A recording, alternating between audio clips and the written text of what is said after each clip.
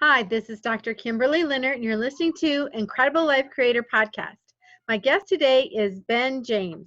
Ben James is 39 and living in Worcestershire in UK with his wife Hannah and daughter Hettie.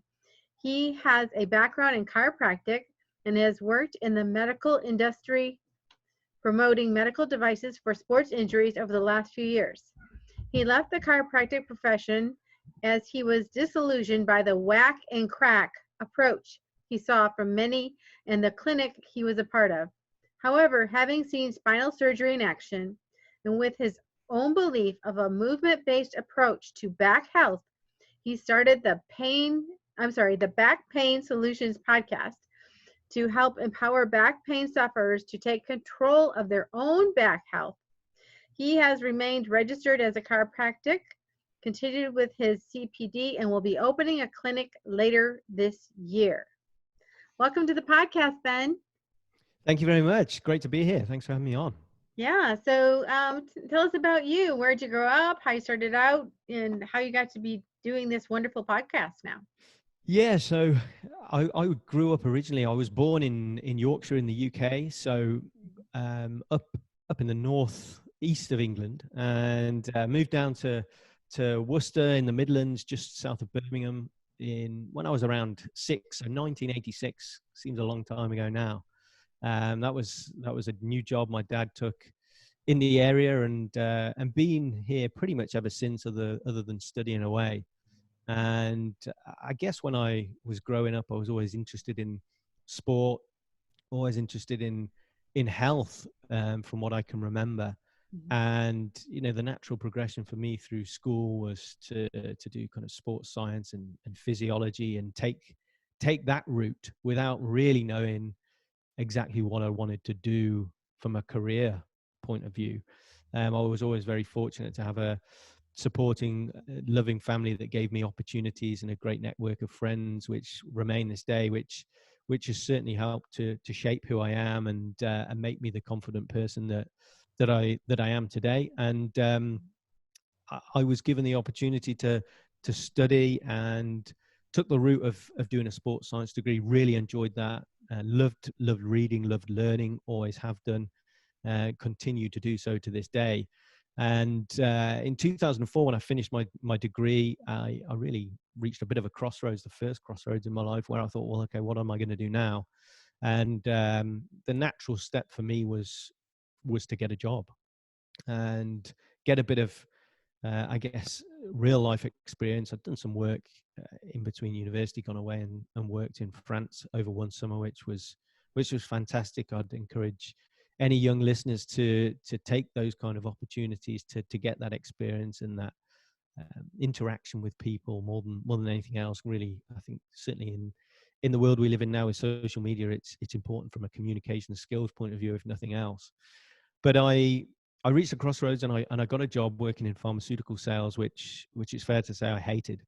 Very much banging on doors all day, attempting to see people that really didn't seem to want to see me, and felt that sales was horrible, and was something that I just couldn't see myself doing into the long term, and didn't really see any tangible results or achievement from the day-to-day work that I was doing, and felt that it was right for me to go back and study and get some form of vocation or qualification that was a bit more specific, shall we say, and gave me a specific vocation and job. And given my interest in musculoskeletal health and that side of healthcare, I went down the route of chiropractic, and again really enjoyed the studies, and got a lot of fulfillment out of that. The learning of neurology, neuroanatomy, all these wonderful areas of the human body that I think a lot of people underestimate in the kind of chiropractic education. And came out the other end of that as a qualified chiropractor, and took an opportunity in a clinic with an established patient base, which was great for me from a financial point of view initially. But it just seemed that it was very much focused on keeping patients, kind of the whack crack of regular adjustments and treatments, just to keep people coming back. And I just felt a little bit bored, a little bit disappointed that all of those studies and learnings was was directed to something that I didn't really feel was making a huge difference. And I got a little bit frustrated with some patients that weren't prepared to do exercise, or felt they didn't have the time to do certain exercises, because I felt that was important. Being somebody that went to the gym regularly, built a strong core and stability of my joints, which I just knew, I think inherently that was important. And I guess at the time, I just reached this crossroads and felt like if I don't change now, I never will. And I didn't have the confidence at the time, or clarity, I think, to be fair, to take my own direction and to create something myself. And I went down the route of medical device sales because it was more tangible than the pharmaceutical, and it gave me something specific to focus on. And it also, I could focus in on things like sports injuries and helping with reconstruction of joint injuries, ligament injuries, and those kind of things, which I'd experienced myself from a skiing accident at a young age, and enjoyed it initially, and got a lot out of that, and certainly learned a lot. But when I came across some spinal surgery cases, I just felt this isn't right. Yes, it's an option, and it should be an option for people that really can't improve by other routes.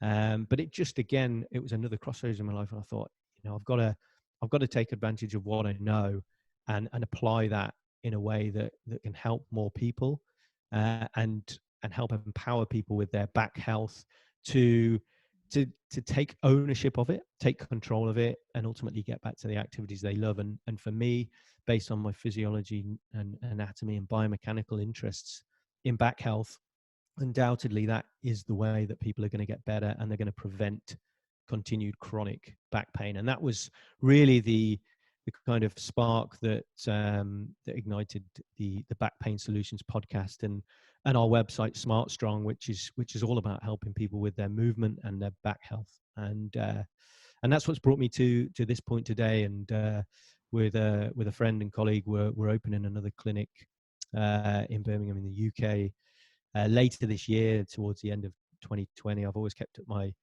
CPD, kept registered, and kept treating friends and family, and had a lot of success, which I reflected on, which was very much movement exercise based. And the results have been fantastic. And I think the direction now for me is pretty clear. Mhm.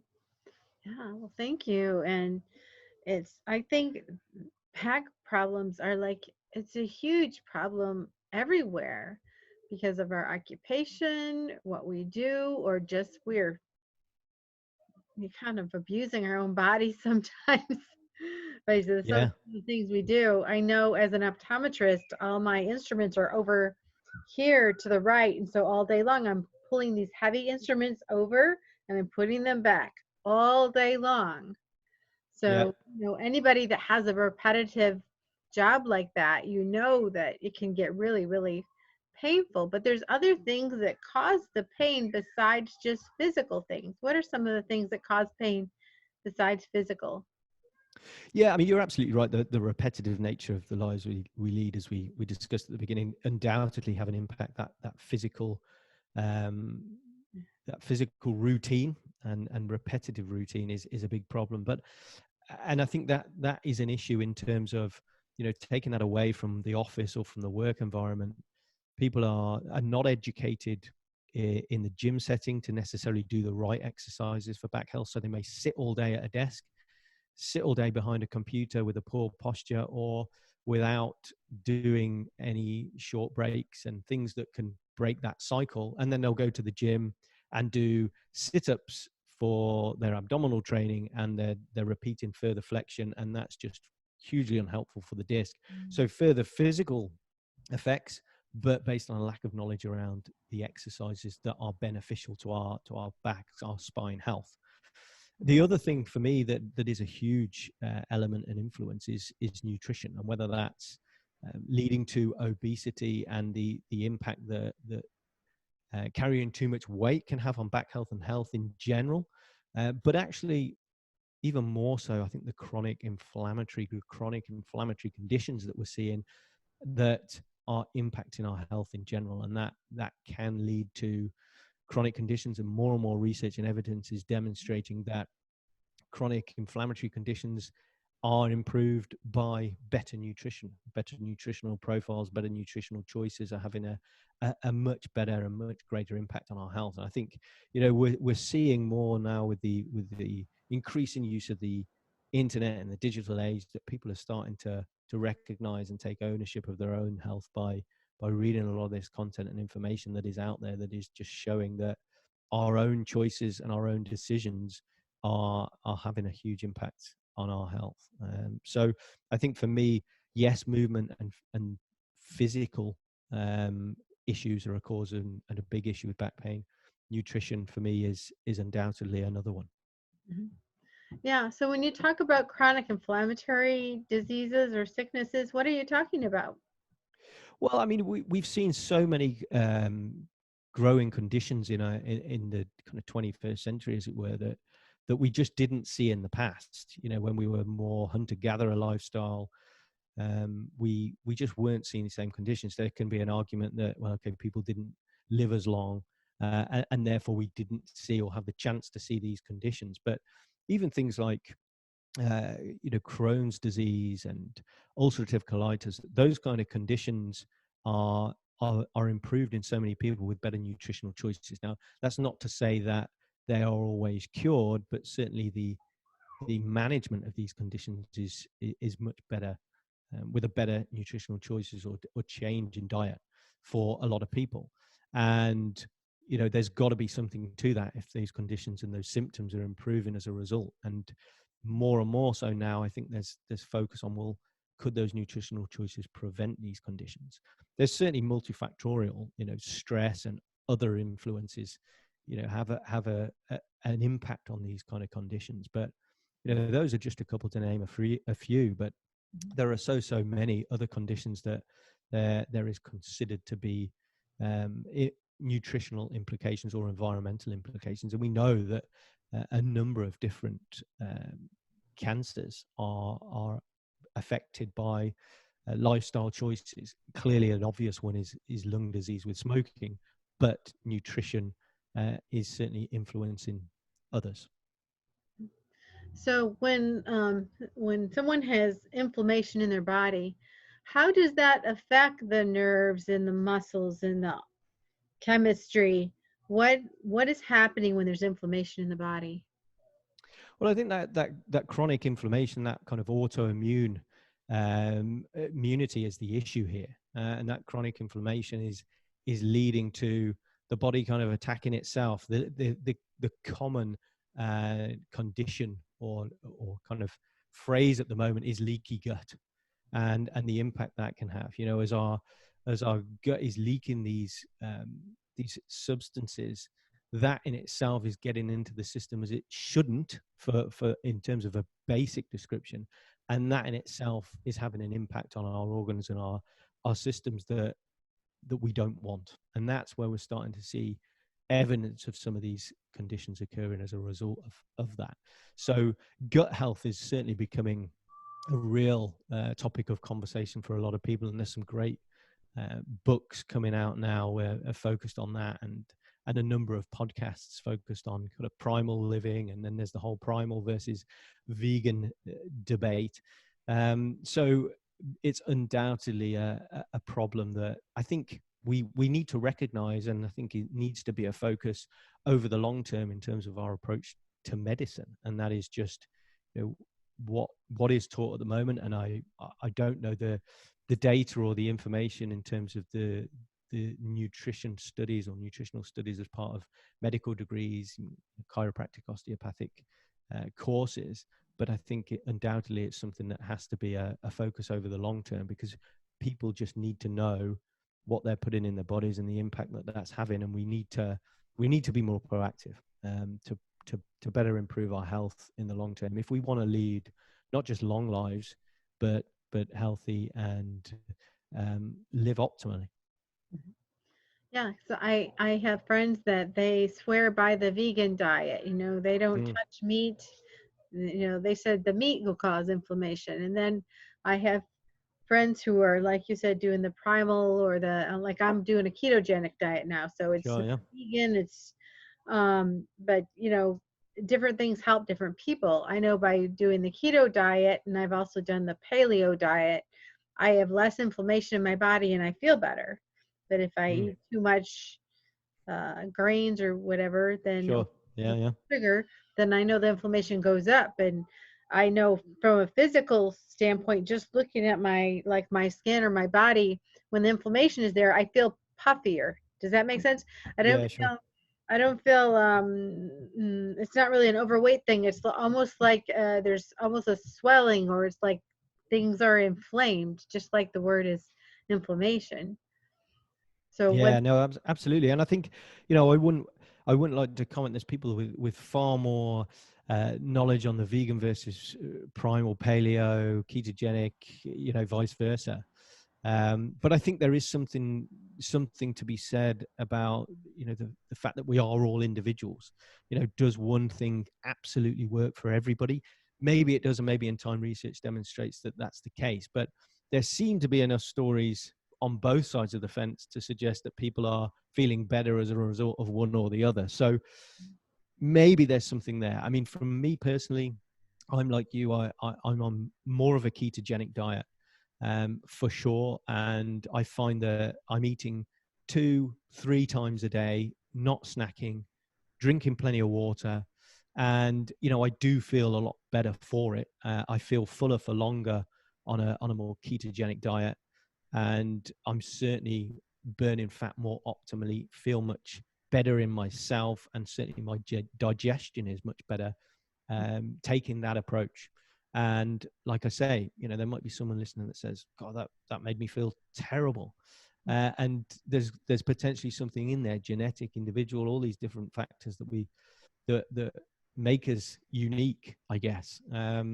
So yeah, one day maybe we'll see increasing research to demonstrate that one side of the fence wins out over the other. But I think you've got to do a bit of trial and testing yourself, and I think the biggest thing is just being aware of it, and just making considered choices initially. I think there's so much information out there that's quite overwhelming, all this kind of biohacking and those kind of things, which is a fascinating area. I find it really interesting, but I think for a lot of people it is overwhelming, and therefore they just think, oh, this is just too much, and so they don't do anything. Just start with some small simple steps that are structured in your day. Maybe change your breakfast and eat that don't eat before 9 a.m. and drink plenty of water beforehand. Get well hydrated for the day, and just eat something that is maybe more meat based, or whatever it might be, whatever that choice might be in the morning, and just see how that makes you feel by doing it over a week or two. Then maybe introduce something else. I think if we try and do too much at once, then A, you never really know what works, and B, it's too much of a change, and therefore in a very small amount of time, the motivation to continue is lacking, and so people kind of default back to what's comfortable. And I think that is a big problem. So there's a lot of information out there, which, as I say, can be overwhelming. So, but it's just trying to make some informed choices and make some small decisions that could have an impact, and then just gradually introduce some more things around that could help. Yeah, and I think you're right about everybody's going to need. I don't think they're ever going to prove one to the other one works No. better. There's a very old book, I don't know when it came out, but it came out a long time ago, called Eat Right for Your Type. And it goes For over sure. the different blood types. And it's saying like A type people should really be more vegan or vegetable based or plant based. And O's are, more meat based. And the people in the middle are the B's. They kind of lucky. They get to eat everything and still feel Right. Yeah. Yeah. like and I know, Yeah. earlier on I was vegan for a couple of years, but you know what? I felt good at first, but then after a while I didn't feel so good. No. When I went No. back No. to the other, I felt better. So everybody's just got to experiment and find out what works for them. Yeah, absolutely. And I think, let's face it, and this probably will frustrate both sides of the argument. I think if everybody or a good percentage of the population just decided to cut out all the junk food, and just made natural food choices, that's a decent step in the right direction already. So, whether you're on the vegan or the kind of primo paleo keto side, I think both sides would agree, if we ditched the junk food first of all and just ate whole healthy foods, natural foods, then we'd see far healthier people and a much healthier population, without a doubt. Mhm. Yeah. So does emotional well-being have anything to do with back pain? I think undoubtedly it does. I mean, again, people that are stressed, people that are lack a bit of self-esteem, all of those kind of things, definitely have an impact on our health in general. Again, but certainly back pain in general, because it often becomes more of a focus for people suffering from pain and discomfort. If they've got other issues, frustrations that are going on, then often pain becomes the focus, and that certainly isn't helpful. So I think a lot of our work, I often said to colleagues that one of the best treatments I do is provide reassurance. And I think that is undoubtedly the case. If we're reassuring and educating people and helping them and making them feel more confident that they can get better, then that is a huge part of the treatment that we should all be offering to help patients and clients. But definitely emotional health, mental health impacts back health and health in general, without doubt. Yeah. So there was a time where I actually was overtraining. In other words, I was doing 6-7 hours of pretty heavy training, and I was using heavy weights, and I was loving it. I felt like, oh, I'm in the best shape of my life. I'm just feeling so good. And then my hips started going off. And then after a while, I couldn't lift those heavy weights because everything went out of balance. Then my back started hurting. Then my legs started hurting. So that all that overtraining was very taxing on my body, even though I thought I was doing okay. Yeah. So, sometimes that overtraining can really be worse, or, even though we're excelling. And I actually went from doing that to actually doing pool exercise. In other words, going to Okay. Yeah. the pool, because I would get into so much pain after doing that I needed something easier to do as far as movement, but I still wanted to move. So, what kind of movement should people be doing, especially if they're injured? Yeah, I think, I mean, a great focus for us when we're looking specifically at back health is keeping that back in neutral. Because if we're keeping the back in neutral, it's very difficult to injure the lower back, and particularly the lower back in this case. If our backs don't like being in a flexed posture for a prolonged period of time, and that's where sitting becomes a problem, because we tend to start to slouch. If you see most people sat at a desk in an office, you'll see a good percentage of those people are starting to slouch throughout the day. Now, that may be a common thing for everybody, but setting an alarm to just reset yourself is helpful. So really a big focus is keep that back in neutral and move from the hips. So simple movements like learning to squat properly. And that's even, even to the extent, and we're not just talking in a gym squatting heavy weights, we're talking getting onto the toilet in the morning. Because if you're not keeping that back in neutral first thing in the morning, you're more vulnerable in the first 30 minutes of the day, because you're lying down generally when you're in bed and asleep. And so a process of osmosis means that the discs absorb a lot of water, so they become they become heightened in the morning. That's often when people say they get a bit of a feeling of tightness, because those ligaments and muscles are stretching, but we're more vulnerable as a result of that during that first 30 minutes of the day. So if you get up in the morning and the first things that you do are go and sit on the toilet, or you go and brush your teeth, and you're bending through the back, then that's really, really unhelpful and starts you off in a bad place during the day. So learning to squat and keep that back in neutral, learning to lunge properly so you can get down to the floor to pick something off the floor that is maybe a light object, but you're keeping your back in neutral.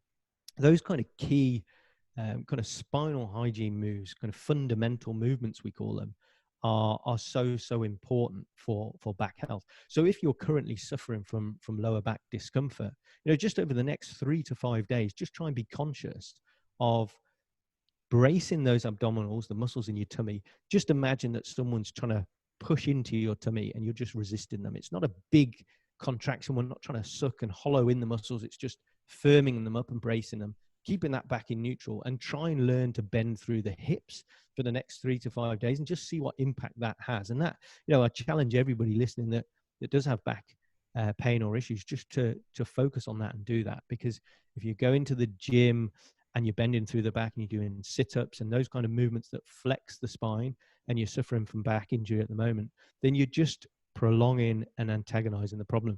It's kind of picking the scab, for want of a better analogy, that you're just not allowing the body to heal. Because every single time that you're doing an activity, whether it's maybe going out and lifting the shopping, sitting at a desk, exercising in the gym, you're compounding the issue by aggravating the tissue that is desperately trying to heal but is constantly aggravated and so can't. So really, the kind of take-home message is keep that spine in neutral as often as you can.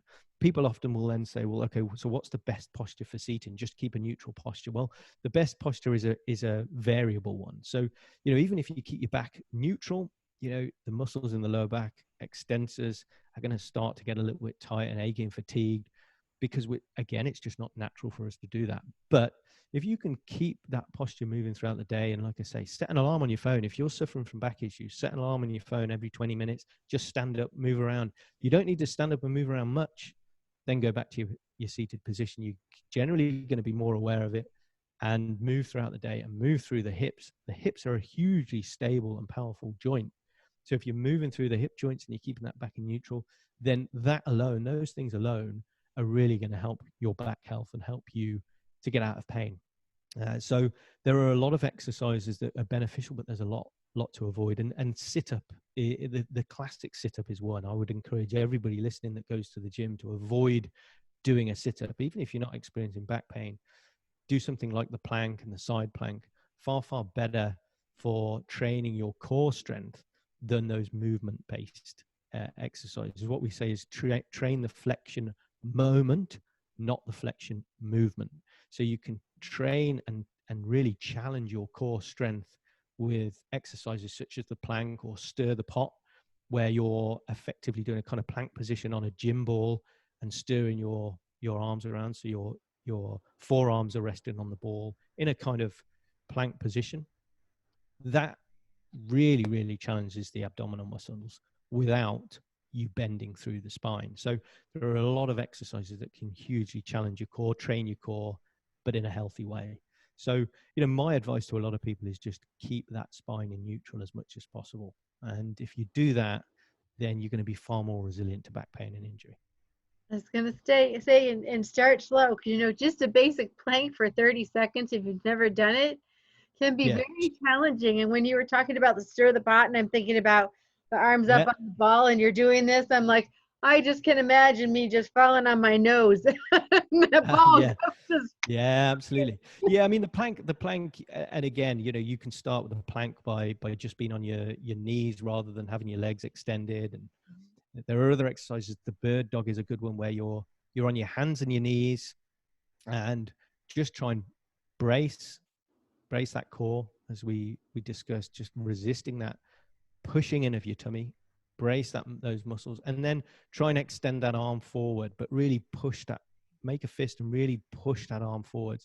Then try and at the same time as you build that strength and you get more comfortable and you build the motor patterns and the stability, you can do your arm and your opposite leg. Again, very low stresses on the low back, but really, really good for core strength. And if you can start to introduce simple exercises like that and do them regularly, and this is the key, it's about making lifestyle choices. This is what we say to back pain sufferers. Don't just do these exercises while you're recovering from a back injury and pain. Do them for the rest of your life, because if you do that, you're going to be far more resilient. You're going to be far more in tune with your back health and your overall health. And really it creates a platform to go on and do more sport, more exercise, and just lead a healthier and fuller life. Mm-hmm. Yeah. And those little things really do make a difference. Years ago, I did a one-on-one course with an instructor who did the Alexander technique. And for people who don't know what that is, they actually, the instructor or your coach, they actually have you stand up, and they have a stool there, and sit down, and stand up and sit down. And you actually practice using, like you said, the hip joint, the knee joint, There's no bending. You have to be straight up, head floating. And it sounds like crazy. Why would you pay someone to teach you to sit down? Because when you're in pain, you do. And it's just so important to learn how to stand up, sit down. I mean, we practice walking. He'd show me things like, okay, you're short. So when there's something up high, you look and see where it is. Then you put your neck straight. Then you just reach for it. You don't do this thing where you're cranking your neck. So there's so many simple, those little tiny things made a huge difference in my posture, which also made a huge difference in my comfort level during the day. So Mhm. just those little things you're talking about, it people think, oh, that's just a plank for a few minutes. No, it makes a huge difference. Yeah, and it's always the case that the little things uh, consistently, over time, make a big difference. And it's like with a lot of things. We always overestimate what we can achieve in a day and underestimate what we can achieve in a lifetime. That's that classic saying. And in a similar way, it's the same thing. These small things, you might think that's not doing anything, but over a long period of time, it has a big impact. So look at the long term. Don't just look at the short term and getting out of pain. Yes, if you're really suffering from discomfort, that's your key objective. But don't be don't be a victim to the back issue or the back pain, because if you do the right things, you really can take back ownership and get back to doing those things that you love, whether that's golf or tennis or whatever it might be. If you do the right things, then there's no reason why you should have to stop those things. And that's really what drives the passion behind what we do, is helping people, as I say, get back to the things they love. Yeah, and that's so important because who wants to live life not being able to do the things that they love? Exactly. Exactly. So, Yeah, absolutely. Absolutely. And then that's back to this cycle of the mental health and the overall fulfillment and everything else. And, if you have a bad day at the office and then you can't play golf because you know that your back's weak and vulnerable, then, over time you think, well, okay, what's the point in this? So it is about taking ownership and, and making the effort and being motivated to do the work, because, like with a lot of things in life, recovering from back injury isn't necessarily easy, and it can take time. And a lot of people have developed a lot of bad habits that take a lot of work to mhm. to resolve. And but it can be done. Absolutely. Yeah. So if people went to your website, would they find some different exercises to do? What would they find there? Yeah, so if you go ahead to the www.smartstrong.co.uk website, we've got a great free ebook. It should be obvious where you click just to download that ebook, and it really does talk you through a lot of the simple steps that you can take and that you can implement just to take a control of your back health in the next 7 days. That's not to say you're going to be out of pain and perfect in 7 days, but take back control and start to understand some of the key things that you can do. And there are exercises in there and links to YouTube videos that we're creating and adding to all the time, that really will help and give people direction. Beautiful. So just a personal question. What gives you the most happiness, joy, fulfillment in your life at this point?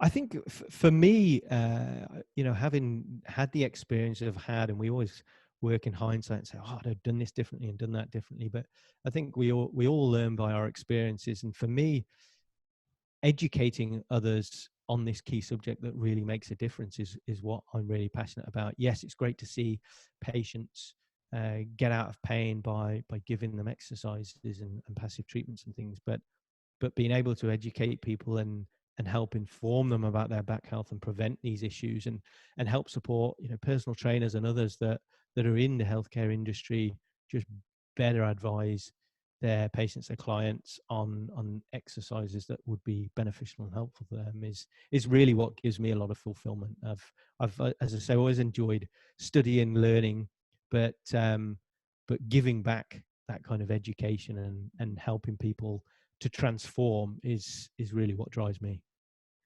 Yeah. Well, thank you so much for being on the podcast today and for all your advice and wisdom. Oh, you're welcome. I appreciate the opportunity to be on the show and to share the message, share a little bit about what I do, and share the vision. Mhm. Beautiful. So I have one more question before we get off. What is your best advice on living the most incredible, amazing life? My best advice is be confident enough to take a risk. I think, you know, if you look back when you're 80 and you say, I'm I regret not taking that risk, then that's a very, very sad proposition. What's the worst that can happen? You take a risk and you fail, or you don't take a risk at all. I would say take a risk. All right. Thank you so much. Thank And you. we'll talk to you again soon.